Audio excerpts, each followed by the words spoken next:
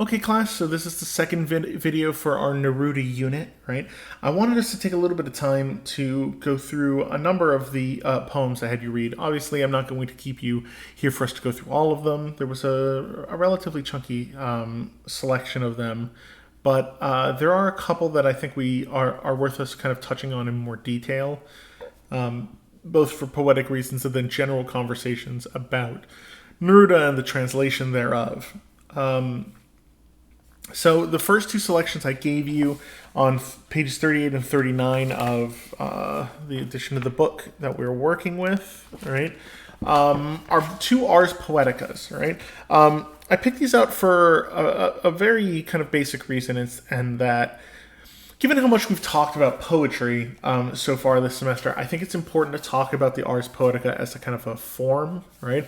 Ars Poeticas are, broadly speaking, poems about poetry or about writing poetry, right?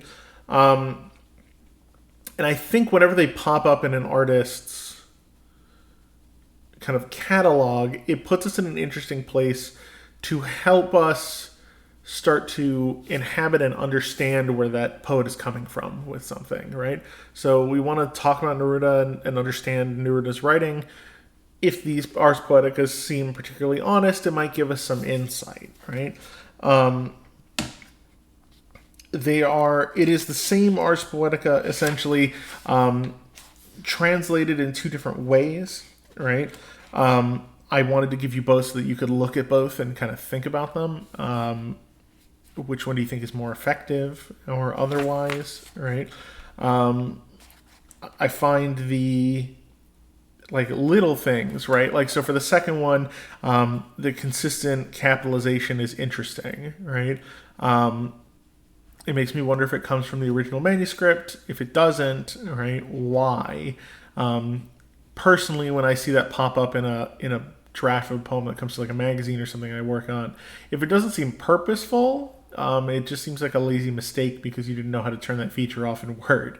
This is obviously not from that time, right? But it's just a weird choice, right? So we'll read the Donald Walsh translation, okay? Ars Poetica. Between shadow and space, between trimmings and damsels, endowed with a singular heart and sorrowful dreams, precipitously pallid, withered in the brow, and with a furious widower's mourning for each day of life. Ah, for each invisible water that I drink, somnolently, and every sound that I welcome trembling, I have the same absent thirst and the same cold fever, a nascent ear and indirect anguish, as if thieves or ghosts were coming, and in a shell of fixed and profound expanse, like a humiliated waiter, like a slightly raucous bell, like an old mirror, like the smell of a solitary house where the guests come in at night wildly drunk. And there is a smell of clothes thrown on the floor and the absence of flowers. Possibly in another, even less melancholy way.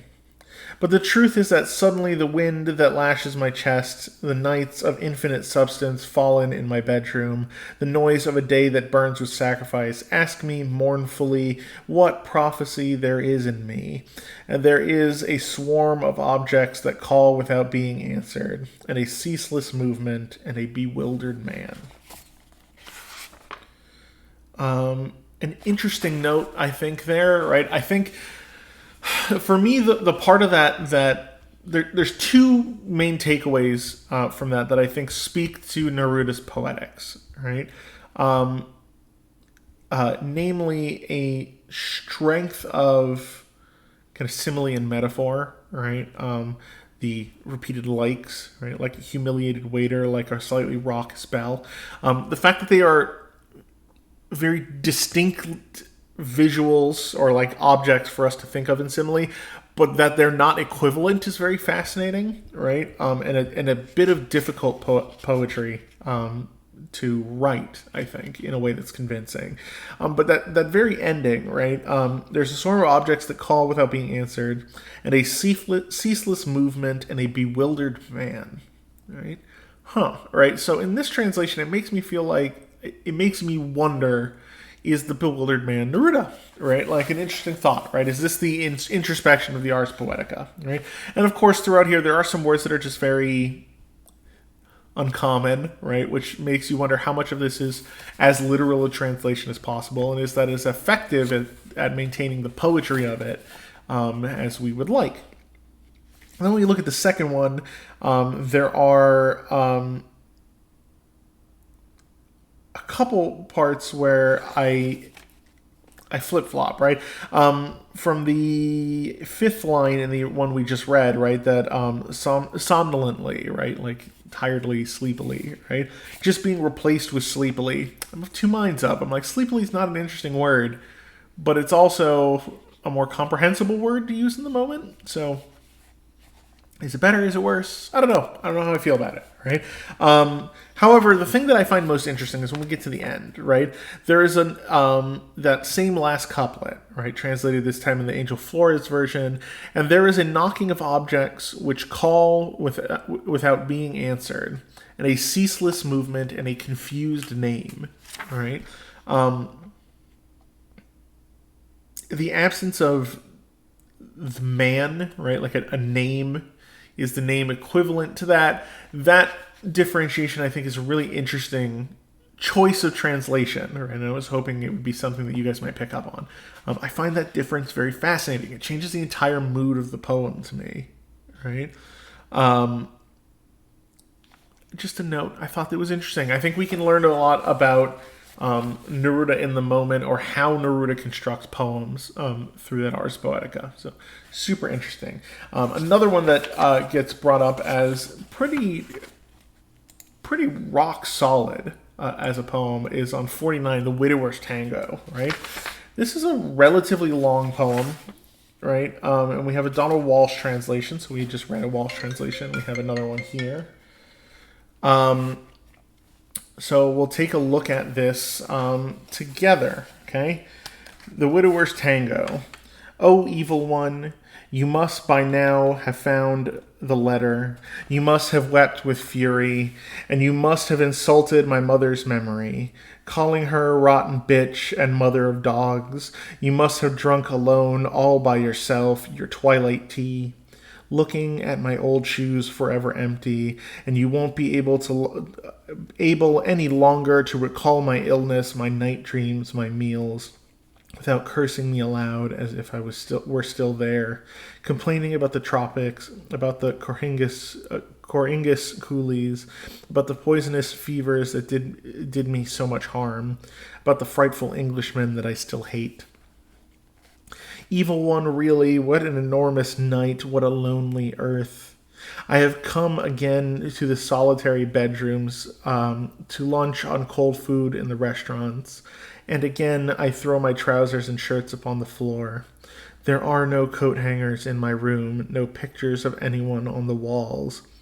How much of the darkness in my soul I would give to get you back, and how threatening to me seem the names of the months, and the word winter. What a mournful drum sound it has.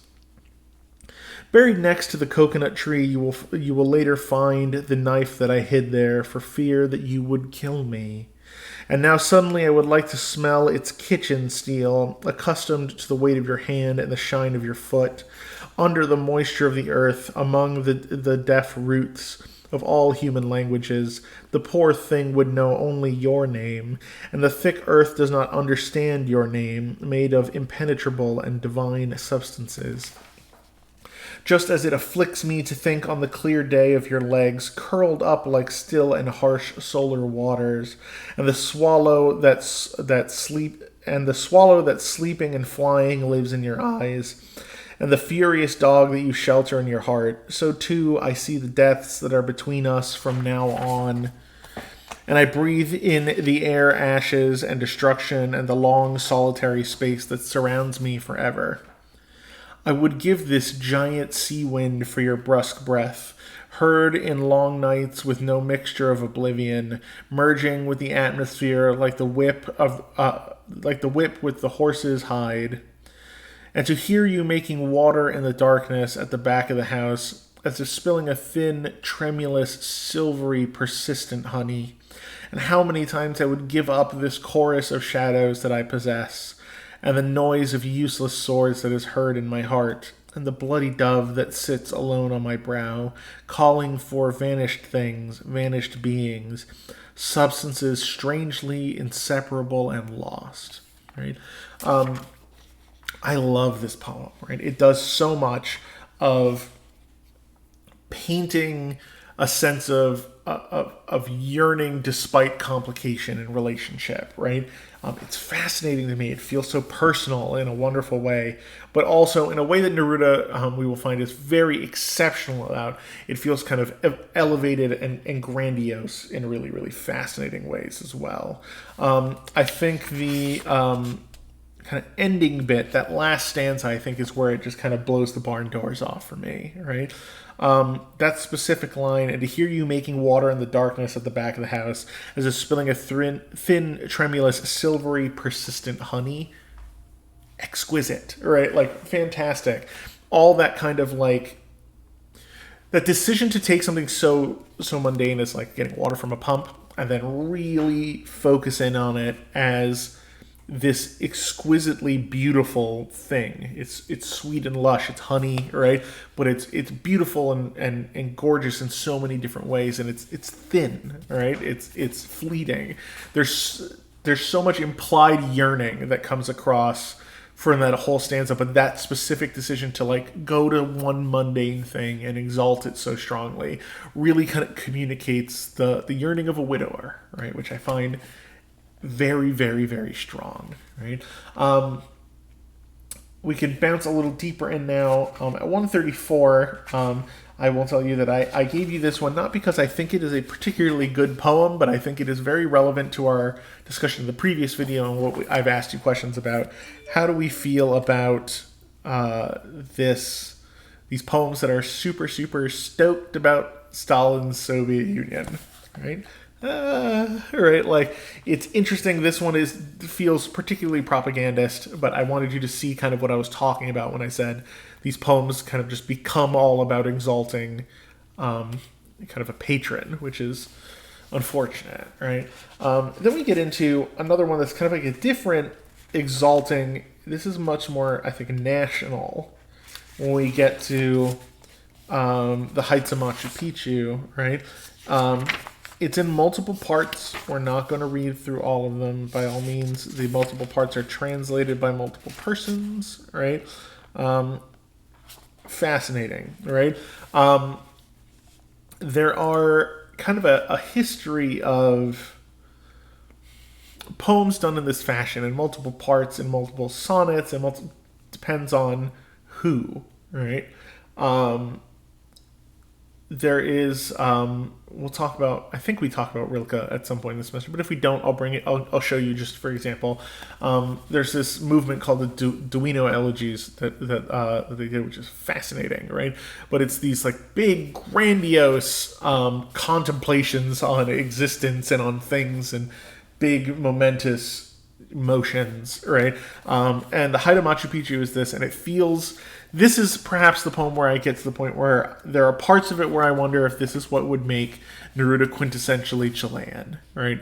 As the quintessential Chilean poet, not just the most famous, the most prolific, or anything of that. Just he exemplifies the Chilean most interestingly through his kind of connection to the place of Machu Picchu in this, right? Interesting, right? We also, luckily, on page 156 of that, get to be able to have part 3 shown pre-translated and translated, so you can make a comparison. If any of you happen to also speak a bit of Spanish, you can see how you feel about the particular translation. So, very interesting, right? There are a couple of these that I find particularly interesting, right? I like 9 a lot, right? Interstellar Eagle, Vine in a Mist, Forsaken Bastion, Blind Scimitar, Orion Belt, Ceremonial Bread, Torrential Stairway, Immeasurable Eyelid, Triangular Tunic, Pollen of Stone, Granite Lamp, Bread of Stone, Mineral Snake, Rose of Stone, Ship Burial, Source of Stone, Horse in the Moon, Stone Light, equinoctial quadrant, vapor of stone, ultimate geometry, book of stone. Iceberg carved among squalls, coral of sunken time, finger softened rampart, feather assaulted roof. It goes on to the next page, right? It kind of builds out from there, but it's essentially a list poem, which is really, really interesting to show up in the mid of this. And I want you, when you read that, I want you to kind of pay attention to how that listing can kind of help build. You might notice in speed, like you want to read through it faster and faster. How I discuss it when I am talking to other craftspeople about it is it's pressure, right? It's pushing you forward because of the way it's structured, which I find really, really, really engaging. Okay, definitely an interesting selection that I would encourage you to kind of grapple with, right? 160, the back half of that, has some fantastic wild images that I think are kind of like exemplary across poetry, right? And this kind of like high rhetorical authoritative voice speaking to this, right? Like you get this is the Sermon on the Mountaintop vibe, which is particularly applicable to Machu Picchu, right? Which is interesting. When it starts on 161 too, you'll notice is kind of where we finally bring man into the picture, right? Like how does man relate to this? That's section 10. It has a really weird last line that I find interesting, right? But hard to unpack, which is with them buried America, were you in the great depths, the bilious gut hoarding the eagle hunger. What does that mean? I have no idea, right? But it sounds cool. I just don't know what it means, right? And I'm sure Neruda had an idea of what it meant, but he's not here, so I don't know. It's just a neat section. Okay. We'll bounce over to the next one. We'll look at a couple of the odes, right? There's some of these I want to talk about, right? But the discussion to me is more particular that we talk about the odes in general. Neruda is perhaps most well known, or specifically known above all, for his odes, right? He wrote a whole damn lot of them. They're all very fascinating. Excuse me, they're not all good. But like I said in the previous video, prolificness, a vast body of work does not necessarily mean that it's all strong work. It's just that there's a lot of it, right?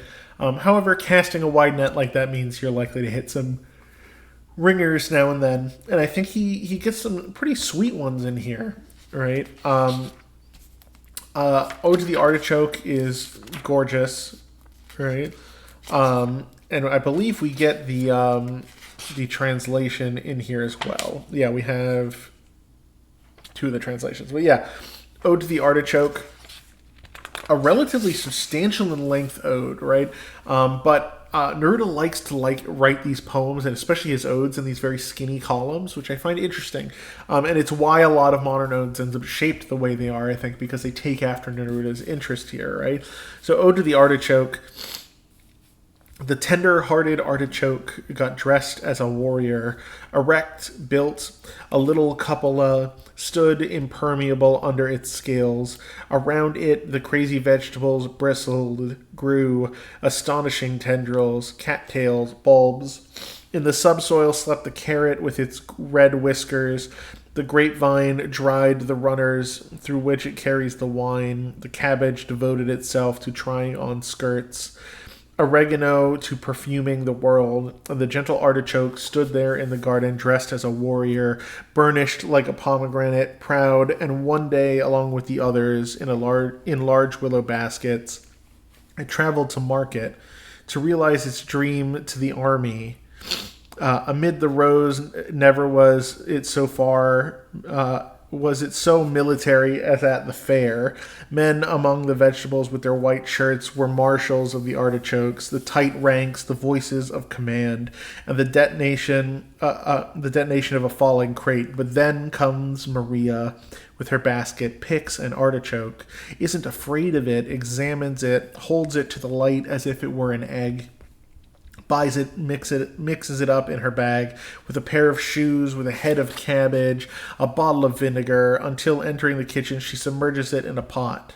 Thus ends in peace the career of the armored vegetable, which is called artichoke. Then, scale by scale, we undress its delight, and we eat the peaceful flesh of its green heart. Right. So I think, not necessarily above all of them, but very indicatively, right, this is a Neruda ode, right? Like above any other description of it. It is, you take a mundane thing that we can look at beautifully and you exalt it to great heights in comparison and examination. Neruda does this better than anybody, right? Straight up. I have no problem arguing that, right? Like, of his time, no one can come even close to how good he is at odes, right? It is thoroughly and reasonably his bread maker, right? Things that stand out as particularly interesting in there, the detonation of a falling crate is fascinating, right? And that specific image of the cabbage devoted itself to trying on skirts to kind of depict the cabbage leaves wilting and falling back, like the fall of a skirt off the main body of it. Really, really, really clever, right? The language and the comparisons in here are fundamentally gorgeous, right? And this is definitely one of the greats, right? I also asked you to look at Ode to Numbers. Ode to the Atom is good. It wasn't on the list, but it's interesting, right? To look at. It's a little much sometimes, but it's definitely interesting. Ode to Criticism is again interesting, but not one we need to necessarily talk about. Ode to Laziness. This one is super interesting to me, right? This is the poem I go to when I teach poetry to argue that when someone says I don't have anything to write about, and my answer is bullshit. Let's look at this neat ode, right? Let's quickly read through this one, okay? Ode to Laziness. Yesterday, I felt as if my ode was never going to sprout. At least it should have been showing a green leaf. I scratched the soil. Come up, sister ode, I said. I promise to produce you. Don't be afraid of me. I'll not step on your 4 leaves, your 4 hands, ode. We'll have tea together. Come up and I'll crown you first among my odes. We'll go to the seashore on our bicycles. It was useless. Then amid the pines I saw lovely naked Laziness. She led me off bedazzled and bemused. She showed me on the sand small broken bits of marine matter, driftwood, seaweed, stones, seabird feathers. I hunted, but I did not find yellow agates. The sea surged higher, crumbling towers, invading the shoreline of my homeland, sending forth successive catastrophes of foam. A solitary corolla cast a ray against the sand. I saw silvery pestrels cruising, and, like black crosses, cormorants clinging to the rocks. I freed a bee from its death throes in a spider web. I put a pebble in my pocket. It was smooth as a bird's breast. Meanwhile, along the coast, all afternoon, sun and fog waged war. At times, the fog glowed with a topaz light. Other times, a moist sun cast rays dripping yellow drops. That night, thinking of the duties of my elusive ode, I took off my shoes beside the fire. Sand spilled from them, and soon I was falling fast asleep. Right? So it's an ode to procrastinating that is just a chronicle of all the procrastinating he did. It's just cheeky and really clever, and despite being kind of a tongue-in-cheek joke in and of itself, right? He does not let the artistry of the ode fall apart in there, like the artistry of the actual work. The joke would not be as good if it wasn't also a good ode, right? Consider probably, debatably, my favorite line of his overall, across all his works, is that sending forth catastrophes of foam, right? Just cool, like really cool. Like, however, like the way this is translated, is interesting. In the original language, it's also just super, super cool way to word it, right? Really, really, really excellent ode, okay? There are a couple other odes that we're not going to take the time to read. Some notes about them, right? Ode to Walt Whitman, very interesting, right? He owes a particular fascination to Whitman. Whitman wrote primarily in free verse, right? And is an interesting analog to Neruda in American space, whereas Neruda sees himself as this Chilean poet speaking from a Chilean voice and about Chile and its ideals and things like that, when he's not busy talking about things outside of that spectrum, let's say. Whitman was very, very similar. Song of Democracy, Blades of Grass, right? Like writing about Lincoln, writing about this. He spoke to the American, which was very much kind of his goal, right? He wanted to speak to an American truth. And a fascination with Whitman in that role is super, super interesting, particularly Whitman's also attachment to writing big ideological poems that exalted a thing. He put a lot of things in praise and adoration, which would also appeal to Neruda's kind of ode sensibilities. So putting an ode to someone who is so fundamentally interesting, I think, as a comparison point to Neruda is awesome, right? We have the selection from 100 Love Sonnets, right? We can talk and we will in other places about sonnets in general, right? They have particular moves that show up in them. You have different shapes of them. You have Petrarchan and Shakespearean sonnets and Spenserian sonnets, and they have different shapes and rhyme schemes and patterns that come to the particular number of lines, roughly 14 lines, usually pretty strictly, and then we go from there. Seeing a large selection of sonnets roll into this way, looking back at the Heights of Macchu Picchu, that sort of structure is a very common thing to show up in Western poetry, particularly in English Western poetry. So it's interesting to have seen Neruda tackle it, right? There are a couple others that I want us to take a look at here, right? The songs of protest, I think, I particularly included them because I wanted to see how you felt about them in the greater context of our discussions of the, how do I put this? The politics that surround Neruda, right? And before we leave the odes to get to kind of the next interesting point that I want us to talk a little bit about, which is the Book of Questions bit, right?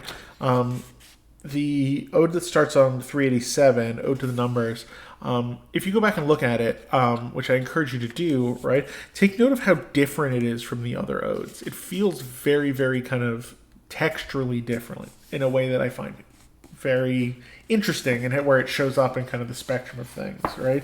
So if we get to 885, if I remember correctly, so the Book of Questions. Personally, I can say Book of Questions is where my first exposure to Neruda came from, right? It's considerably later in his life, right? It's an interesting thing for an older man to do, is to ruminate on questions, right? I find them beautiful, and I find the question to be a very fascinating poetic tool, right? So even on the first page, right? Why don't the immense airplanes fly around with their children? Which yellow bird fills its nest with lemons? Why don't they train helicopters to suck honey from the sunlight?